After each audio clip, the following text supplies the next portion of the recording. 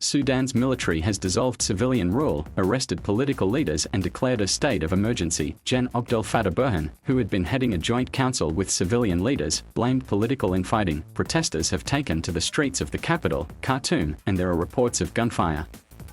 Military and civilian leaders have been at odds since longtime ruler Omar al-Bashir was overthrown 2 years ago and a transitional government set up. Video footage from the North African nation's capital on Monday showed protesters manning lit barricades and entering the area near the military's headquarters. Prime Minister Abdel Fattah is among those reported to have been put under house arrest, along with members of his cabinet and other civilian leaders. A statement from the Information Ministry on Facebook said those arrested were being held in an unidentified location. It also said Mr. Fattah was being pressed to support a coup but was refusing to do so, and he urged people to continue with peaceful protests to defend the revolution.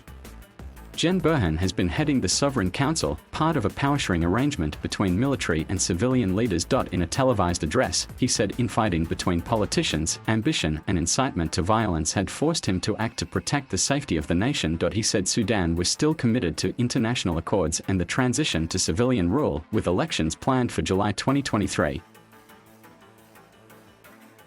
But thousands of protesters have already taken to the streets to denounce a coup, and there has also been international condemnation of the military's move. The UK's Special Envoy for Sudan and South Sudan, Robert Fairweather, tweeted that military arrests of civilian leaders was a betrayal of the revolution, the transition, and the Sudanese people. The US, UN, EU and Arab League have also expressed deep concern. Witnesses say the internet is down and that army and paramilitary troops have been deployed across the city. Khartoum airport is now closed, and international flights are suspended. Recent weeks have seen a rapid buildup of tension in Khartoum. A hostile takeover of power is what many in Sudan and beyond have feared could happen anytime. The signs have been all too clear. A pro-military sit-in right in front of the presidential palace in Khartoum was seen as choreographed to lead to a coup. No attempt was made to disguise its purpose. The protesters demanded that the military overthrow failed civilian leaders. It was an unusual attempt at legitimizing a military takeover, using the guise of a popular protest. Nearly a week later, a counter-protest was held.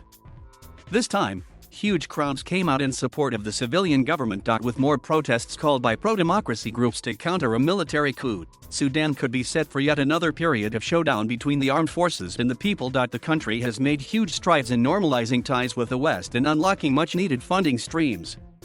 The promise of transition to democracy has kept many Sudanese and the country's allies hopeful. But all that could be at risk now. The military and civilian transitional authorities have ruled together since President Bashir was toppled after months of street protests in 2019. The power-sharing deal between the military and a loose coalition of groups, the Forces for Freedom and Change, saw the launch of the Sovereign Council. It was scheduled to rule the country for another year, with the aim of holding elections and transitioning to civilian rule. But the deal was always fractious, with a large number of rival political groups and divisions within the military too. Tensions grew further after a coup attempt attributed to followers of Mr. Bashir was foiled in September. Sudan has been unable to find a workable political system since independence in 1956 and has seen numerous coups and coup attempts.